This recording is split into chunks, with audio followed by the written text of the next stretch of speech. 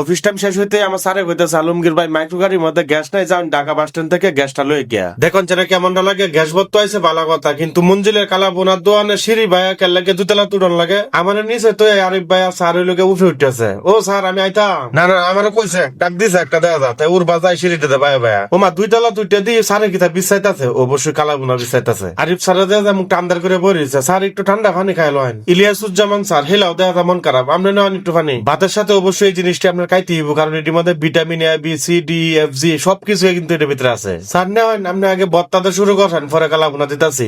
আমরা স্যার কিন্তু খুব ভালো, আমার একটু বত্তা দিছে। সত্যি কথা এটাই, কালাবোনার দোহান অন্য যদি কেউ প্রথম বত্তা দেয় মেজাজটা এমন খারাপ হয় না। স্যারের আর মতি গতি আজকে বুঝতেছি না। এখন দেখা বর্তার পরে মাছ আনছে, কে আসবো কি খাওয়াইতো না নাকি কালারা মন নষ্ট করে আপনার রিজিকে কইতে কইতে তো দেখা টেবিলে উপরে লইছে কালাটা। এই দুজন স্যার খুব ভালো, আমার খাওয়া খুব, কিন্তু বিলটা দেওয়ার সময় বুঝুন যাবে খেলা দেয়। নির্বিশেষে কথা একটাই, খাওয়া কোনো সময় মানুষের তাই না, তবে স্মৃতিটি দেখা যায়। মঞ্জিল ভাইয়ের খালা বোনা খেলা লাগাইছেন, অবশ্যই কমেন্ট সেকশন লিখে জানাইবেন। ভিডিওটা এই শেষ। আল্লাহ তাআলা আপনারা ভালো রাখুক, সুস্থ রাখুক ও ফাঁসে নামাজ আদায় করুন। যে নামাজ আদায় না করলে কিন্তু ফেরেশতারা ডান্ডা মারে টান্ডা করে লবো, এটা কিন্তু আমার সহ।